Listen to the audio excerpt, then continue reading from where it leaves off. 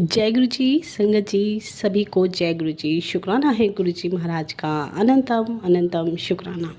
ओम नमः शिवाय। शिव जी सदा सहाय। ओम नमः शिवाय। गुरु जी सदा सदा सदा सहाय। संगत जी, गुरु जी के वचनों में गुरु जी ने एक वचन कहा कि जानवर तो मर के भी अब दूसरों के काम आ जाते हैं, जिससे उनका कल्याण हो जाता है। और इंसान जिसको कहते हैं ना, मरने के बाद तुरंत ले जाते हैं शमशान घाट में कि चल के जलाओ भाई, बदबू आ रही है। तो जानवरों तो किसी की खाल काम आ जाती है, हाथी के दांत काम आ जाते हैं, और भी बहुत चीज़ें पर्स बन जाते हैं। मतलब गुरुजी कहते हैं कि जानवर तो मरने के बाद भी काम आते हैं, लेकिन इंसान कभी किसी के काम नहीं आते। और परमात्मा हमसे यही चाहते हैं कि जीते जी हम किसी के काम आ जाए, ताकि हमारा जीवन में जीने का जो जिस मकसद से हम आए हैं वो सफल हो जाए। कल्याण कराने के कई तरीके होते हैं, लेकिन हमारा ये मानना कि हम तो किसी लायक ही नहीं है, हम क्या कर सकते हैं। एक बार गुरु नानक जी से एक व्यक्ति ने कहा था कि मैं इतना दुखी क्यों हूँ, मैं इतना परेशान क्यों हूँ। गुरु नानक जी ने कहा कि तू कभी किसी के काम नहीं आता, इसलिए तू दुखों से घिरा हुआ है। तो उस व्यक्ति ने गुरु नानक जी के आगे बैठकर बड़े प्रेम से पूछा कि मैं क्या काम आ सकता हूँ। तो गुरु नानक जी ने कहा कि तेरे पास इतनी अच्छी मुस्कान है जो दूसरों को मुस्कान दे सकती है, जो तूने कभी नहीं दी। तेरे पास इतना अच्छा मुख है जिससे तू बोल के कभी किसी की तारीफ़ कर सकता है, लेकिन तूने वो भी नहीं किया। ये हाथ है जो किसी गिरते को, किसी की तकलीफ़ में हाथ देकर उठा सकते हैं, लेकिन तूने वो भी नहीं किया। और भी बहुत चीज़ें हैं, लेकिन हम करना नहीं चाहते। और जिस दिन हम दूसरों की मदद करने लगते हैं ना संगत जी, उस दिन से यकीन मानो ऊपर वाला हमारी मदद करने लगता है, वो परमात्मा हमारी मदद करने लगता है।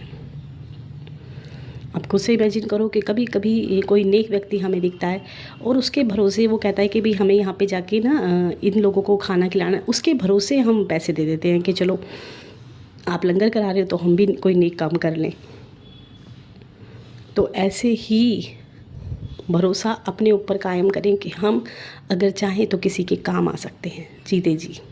किसी के दुख में, तकलीफ़ में हम, बहुत छोटी सी बात नहीं है कि आप गुरुजी की कृपा उनको बताकर उन्हें गुरुजी की संगत बना सकते हैं। ये सबसे बड़ा कल्याण है, क्योंकि कोई दुख में क्यों रहे जब गुरुजी हैं हमारे सबके कल्याण करने के लिए। तो कोई व्यक्ति दुखी ना रहे, जाके उनको गुरुजी के बारे में बताओ। बाकी काम गुरुजी का है कि कब किसको कैसे जोड़ना है।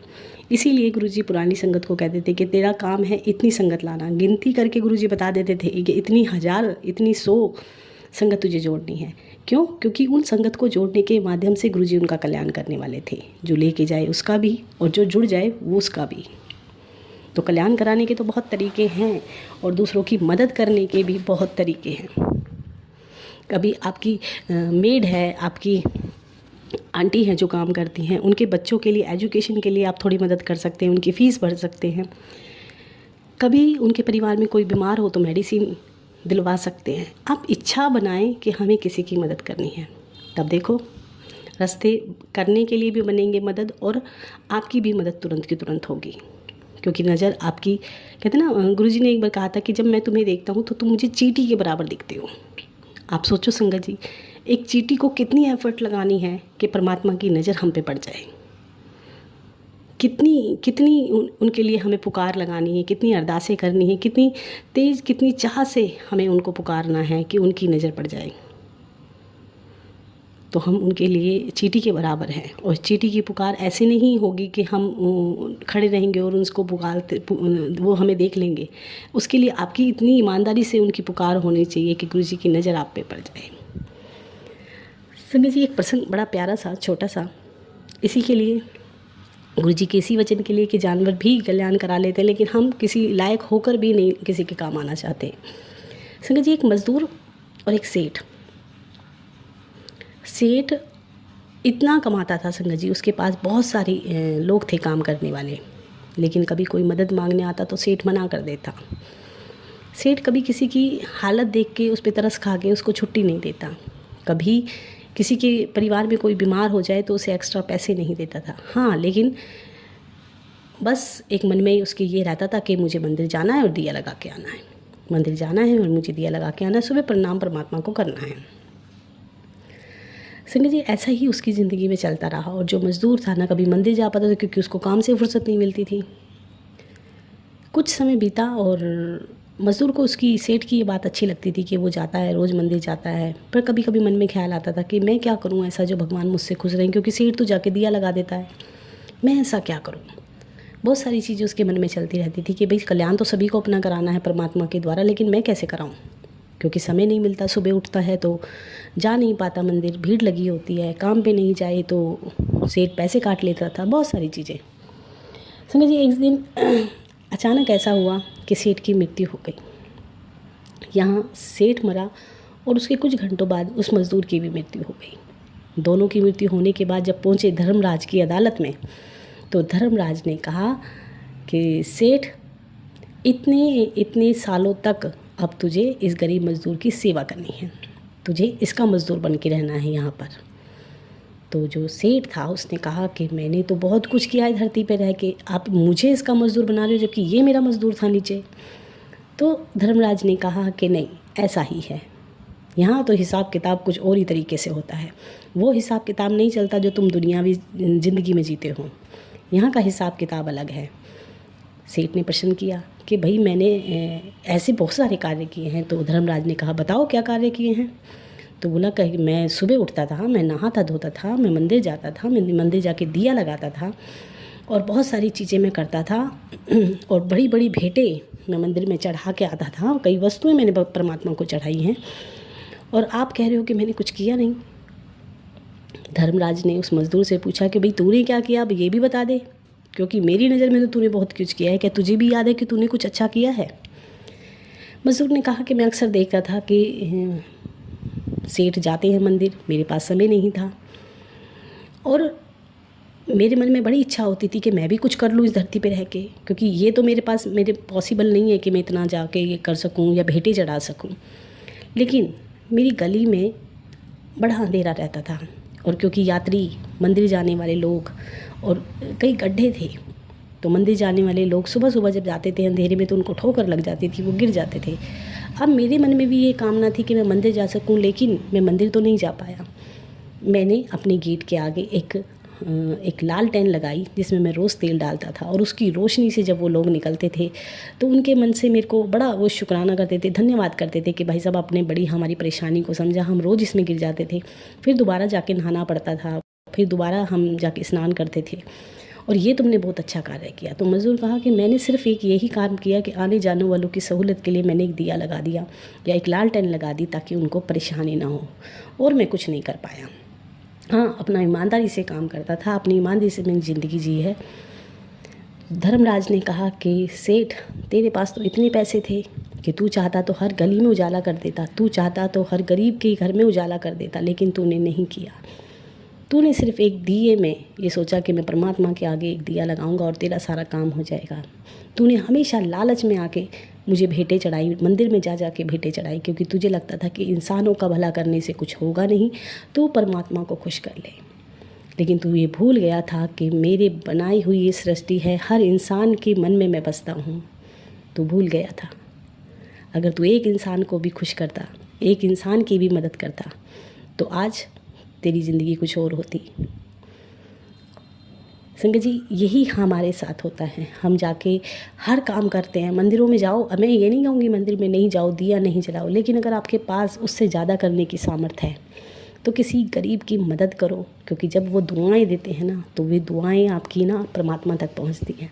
उनकी आशीष, उनकी आशीर्वाद, उनकी वो प्यारी सी मुस्कान रब तक पहुँचती है, और उस रब खुश होकर, क्योंकि हर इंसान के दिल में मन में परमात्मा है, वो खुश होकर जब भी आपकी आत्मा उनको आपको आशीर्वाद देती हैं तो वो परमात्मा तक जाती है, और उसके बदले में परमात्मा बहुत कुछ देते हैं। ये हम सभी का हाल है, क्योंकि हम चाहते हैं कि हम मंदिर जाएंगे, हम मंदिर में भेंटें चढ़ाएंगे तो भगवान हमें उसका ट्रिपल या डबल देगा, क्योंकि वो हम लालच में करते हैं। लेकिन शिव जी की मैंने एक कथा सुनाई थी कि ब्रह्मा जब सृष्टि का निर्माण हुआ तो भगवान ने कहा कि तुम कहाँ जाके रहोगे, तो भगवान जी ने कहा कि मुझे ऐसी जगह रहना है जहाँ इंसान मुझे ढूंढे ना। तो उन्होंने कहा कि कैलाश पे, बोले मंदिरों में पहुँच जाएंगे, कैलाश में पहुँच जाएंगे, और तो और ऊपर आकाश में पहुंच जाएंगे। इंसान इतना चालाक है, मैं इनके मन में रहूँगा, क्योंकि मन में वो मुझे कभी ढूंढेंगे नहीं, वो मुझे बाहर ढूंढते रहेंगे और मैं उनके मन में वास करता रहूँगा। संगत जी, आज जो आंटी का सत्संग में शेयर करने वाली हूँ बहुत प्यारा है ना। संगत जी, हम वही सब टूटे फूटे लोग जिनके कर्म इतने माड़े थे, शायद हमसे अपने कर्म कटते ही नहीं। मैं अपने सत्संग भी शेयर करती हूँ और आंटियों के बीच में शेयर करती हूँ। मतलब देखकर और सुनकर लगता है कि महाराज ना होते, गुरुजी नहीं होते, तो शायद हमसे ये कर्म कटते ही नहीं। और किया है इसीलिए भोग रहे हैं। बेवजह तो परमात्मा हमें कोई, कहते ना, एक चींटी भी ना काटे, एक ठोकर भी ना लगे। अगर किसी को ठोकर मारी थी तो ठोकर खाएंगे, किसी को दुख दिया था तो पाएंगे, किसी को रुलाया था तो रोएंगे। तो ये सब हमारा ही किए हुए माड़े कर्म है संगत जी।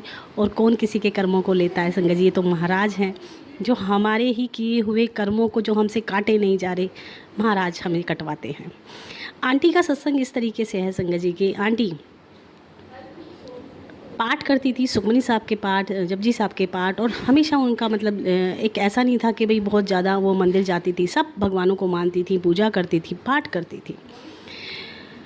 जीवन में दुख घर से ही शुरू हो गए थे, पीहर से ही शुरू हो गए थे, क्योंकि भाभी के आने के बाद उनकी ज़िंदगी में थोड़ी सी तकलीफ़ें आने लगी थी। क्योंकि पाठ करती थी, पूजा करती थी, तो कहीं ना कहीं भगवान के प्रति उनका जुड़ाव था और भगवान ने, परमात्मा ने उनको पग पग पे संभाला भी था। लेकिन कई बार भगवान हमें छोड़ देते हैं कि अब तुम्हारे कर्म है, काट लो। अगर नहीं काटे तो फिर से काटना पड़ेगा। आंटी का रिश्ता आया और आंटी को पहले ही मतलब दिखा दिया था सपने में, जब तक गुरुजी से नहीं जुड़ी थी, पर उनको ड्रीम दर्शन में दिखा दिया था कि लड़का है, सही नहीं है, ड्रिंक करता है। और उनकी हाइट, वो जो कपड़े पहन के आए थे वो भी गुरुजी ने उनको दिखाए सपने में, और सब चीज़ें पहले से पहले ही उनको ड्रीम में दिख गई थी। और जो साथ में आया था वो भी दिखाया। और जब शादी के लिए, वो रिश्ते के लिए आए, और ये भी दिखा दिया कि इसी से तेरी शादी होगी। जब वो अंकल आए देखने के लिए, रिश्ता करने के लिए, क्योंकि आंटी को पहले से पहले ड्रीम में सब चीज़ें दिख चुकी थी, और जब वो आए तो उन्होंने वही कपड़े पहने हुए थे, वैसी उनकी वेशभूषा थी, जैसा व्यक्ति उन्होंने साथ में दिखाया था, सपने में पहले देखा था, वैसा ही व्यक्ति था। तो कहीं ना कहीं ये बात क्लियर हो गई थी कि यानी जो चीज़ें दिखाई जा रही हैं वो सच हैं। अंकल ड्रिंक करते हैं, कैरेक्टर वाइज सही नहीं थे, या जो भी उनको पहले से पहले परमात्मा ने ड्रीम दर्शन में दिखाया। आंटी को पता चल चुका था, लेकिन फिर भी उनके भाई को पता चला और भाई ने जाके रिश्ते के लिए हाँ कर दी। भाई की नज़रों में ये सब चीज़ें थीं कि हाँ ये गलत है, लेकिन ये भी आंटी को पहले गुरुजी ने ड्रीम में दिखा दिया था, परमात्मा ने, कि ये तेरे ही कर्म हैं, तुझे ही काटने हैं, इसके साथ ही तेरी शादी होनी है। संगत जी, शादी हुई, और कहते हैं ना, शुरू में थोड़े दिन सब कुछ थोड़ा सा नॉर्मल लगता है, उसके बाद फिर इंसान की असलियत सामने आने लगती है। अंकल जिनका नेचर अच्छा नहीं था, ड्रिंक करते थे, आंटी की बिल्कुल वैल्यू नहीं करते थे, और परिवार वाले अंकल को सपोर्ट करते थे। आंटी ने पढ़ाई शुरू की अपनी, जो भी टीचर की वो थी उनकी पढ़ाई, एजुकेशन जो थी, वो शादी के बाद पूरी पढ़नी शुरू करी। और आस पड़ोस की जो फ्रेंड्स हो जाती हैं, जो उनके साथ स्टडी करती थी, अंकल उन्हीं के साथ मतलब टच में हो गए। और जब वो आती, नोट्स वगैरह बनाती, तो अंकल घर पे ही बैठे रहते, उनसे बातें करते। और तो और संगत जी, जो आंटी के हाथ की चीज़ें अंकल खाते भी नहीं थे, उनके हाथों की वो चीज़ें बनी हुई खाते थे और तारीफ़ भी करते थे। धीरे धीरे आंटी को रियलाइज़ हुआ कि अंकल का इनके साथ गलत संबंध है, लेकिन परिवार वालों से भी बताया, सबसे बताया, लेकिन किसी ने इस बात पे ध्यान नहीं दिया। आंटी को समझ में आ रहा था कि अंकल का नेचर सही नहीं है, ड्रिंक वो पहले से ही करते थे, तो उन्हीं की फ्रेंड्स के साथ, जो उनको भाभी भाभी करती थी, उन्हीं के साथ उनके अफेयर चलने लगे। आंटी अंदर से, कहते ना, औरत कोई इस बात को समझे नहीं, कोई इस बात को जानने के बाद अनजाना नहीं बन सकता।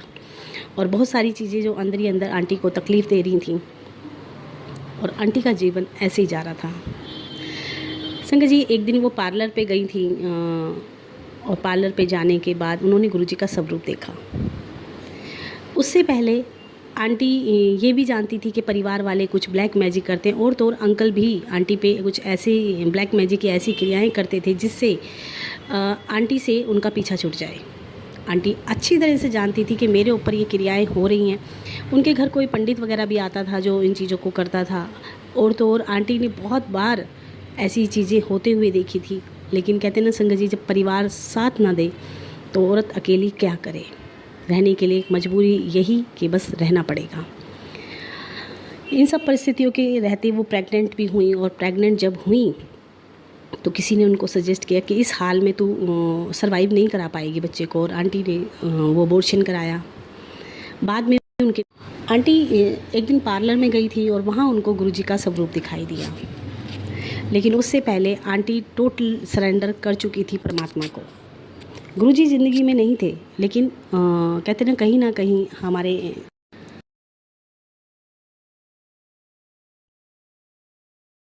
होने लगता है कि सिर्फ एक यही है जो हमें किनारा लगा सकते हैं, हमारे जीवन को बचा सकते हैं।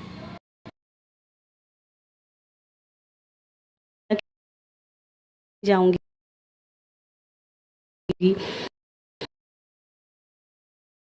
क्रिया कराने पे ध्यान नहीं दूंगी।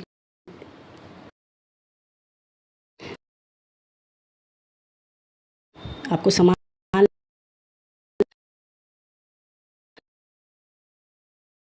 अनजाने टोटल सरेंडर पे आ गई थी, और उन्होंने परमात्मा को अपनी ज़िंदगी पूरी सरेंडर कर दी थी कि अब जैसे आप चाहो वैसे करो। आंटी एक दिन पार्लर गई, और जब पार्लर गई तो वहाँ गुरुजी का स्वरूप देखा। आंटी का जुड़ाव हुआ। आंटी गुरुजी के मंदिर गई, और इस तरीके से आंटी की जर्नी शुरू हुई। आंटी की ज़िंदगी में जब ये सब चीज़ें होनी थी, गुरुजी महाराज ऐसी हैं कि अंकल यहाँ पे रहेंगे तो आंटी कभी भी मतलब ना सत्संग में जा पाएंगी ना कुछ कर पाएंगी। आंटी के घर मैं डालूंगी संगत जी सत्संग में। मैंने ना जो ये पिक्चर डाली है ये सारी आंटी के घर की डाली है, आज आप दर्शन भी कर सकते हो। पहली बार जब आंटी के घर में गद्दी लगी तो आंटी ने जो गद्दी लगाई थी सोफ़े की और सत्संग कराया था संगत जी, वो गद्दी ऐसे ही रही। कई बार सोचा कि इसको हटाएं, लेकिन मन नहीं करा। महाराज ने अपनी जगह परमानेंट घर में बना ली थी। जैसी सत्संग के लिए गद्दी लगी थी वैसी ही वहीं उसी स्थान पर वह गद्दी आज भी लगी हुई है। चोले आंटी को गुरुजी ने अवेलेबल करा दिए। स्वरूप आंटी को एक आंटी ने दिया। गुरुजी ने जो गद्दी थी उस पर कितनी बार दर्शन दिए, आंटी को संभाला, आंटी को समझाया, और अंकल को जॉब के लिए बाहर भेज दिया, क्योंकि गुरुजी जानते थे कि अगर वो यहाँ रहे तो आंटी ना सत्संग में जा पाएंगी, क्योंकि पूरे दिन व्यस्त रहती थी। पूरे दिन एक एंग्जाइटी हो जाती है इंसान को जिसके साथ रहते हैं, और वो उसका व्यवहार अच्छा ना हो। आंटी कितने बार सत्संगों में गई और गुरुजी ने ब्लेसिंग दी। आंटी की ज़िंदगी में बहुत बहुत बहुत बदलाव गुरुजी लेके आए। जिस इंसान को छोड़ने के लिए कि आंटी बात करती थी और गुरुजी के मैसेज आते थे कि नहीं छोड़ना नहीं है, मैं इसी को सुधारूंगा। आंटी को एक बार गुरुजी ने ड्रीम दर्शन दिखाए और आंटी सपने में माँ माँ करके चिल्ला रही थी। सामने कोई था लेकिन आंटी समझ नहीं पाई कि इस ड्रीम दर्शन के क्या मतलब है। आंटी पुकार लगा रही थी माँ ही माँ की, और थोड़ी देर में अगले दिन आंटी को गुरुजी ने एक मैसेज दिया कि तुझे तेरी पार्वती माँ की आशीर्वाद की ज़रूरत थी जो मैंने तुझे दिया। कितनी बार मैसेज आए, आंटी के मन में बहुत ख्याल आते थे कि मैं अंकल को छोड़ दूँ, डिवोर्स दे दूँ। ऐसी परिस्थिति में रहना सही नहीं है, जिस इंसान की वो कदर नहीं है। अभी इतना बदलाव है कि अंकल वहाँ से फ़ोन करते हैं, आंटी को बात करते हैं, जो बात नहीं करते थे। पहले से व्यवहार में बहुत बहुत बदलाव है, और गुरुजी का इसीलिए आंटी बार बार अनंतम शुक्राना करती हैं कि महाराज ने उनकी ज़िंदगी को बहुत बदला है।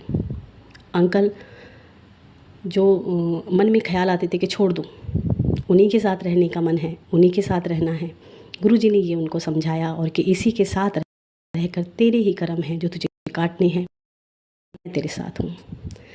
संजय जी आंटी अपना सत्संग शेयर करती हैं और वो कहती हैं कि मेरे पास गुरुजी के मैसेज आ रहे थे कि तेरी बेटी के साथ कोई दुर्घटना होने वाली है, सत्संग सुन।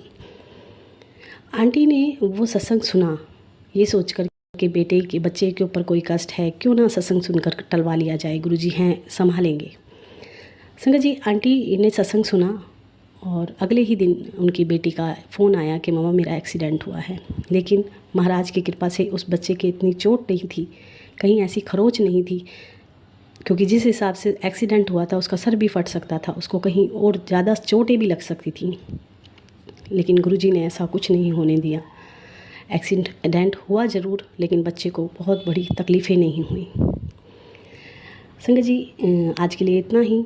जय गुरु जी, शुक्राना गुरु जी। संगत जी, मैं यही कहूँगी कि बुरा करने वाले अगर कोई कर रहा है तो वो भी हमारे कर्म है, हमें काट लेने चाहिए। अगर अभी नहीं काटे तो फिर काटने आना पड़ेगा। जिसका जो लिया है उसका ऋण दे देते हैं। महाराज का हाथ हमारे सर पर है, वो हमें संभाल लेंगे। और यकीन रखो संगत जी, हमारा बुरा कोई उतना ही कर सकता है जितना उनको महाराज इजाज़त देते हैं, जितने में हमारे कर्म करते हैं। उससे ज़्यादा वो हमारे साथ गलत नहीं कर सकते, क्योंकि उससे ज़्यादा का हुक्म महाराज उन्हें नहीं देंगे। जितने में हम झेल सकते हैं, जितने में हमारे कर्म कटने हैं और जितने में हमारा गुरु पे विश्वास बना रहता है, उतनी ही दुख और तकलीफ़ हमारी ज़िंदगी में गुरुजी आने देते हैं, उससे बड़े नहीं। आज के लिए इतना ही। जय गुरु जी, शुक्राना गुरु जी, अनंतम अनंतम शुक्राना। ओम नमः शिवाय। शिव जी सदा सहाय। ओम नमः शिवाय। गुरु जी सदा सहाय। संगत जी, आप अपने सत्संग भेज सकते हैं लिखकर, बोलकर, और मुझे सुना भी सकते हैं। व्हाट्सएप पे मैसेज करें। बहुत सारे पेंडिंग हैं अभी मैसेज, जिनके मुझे सत्संग सुनने हैं, मैं एक एक करके सुन रही हूँ। और लाइव आप कर सकते हैं शाम को 4 बजे।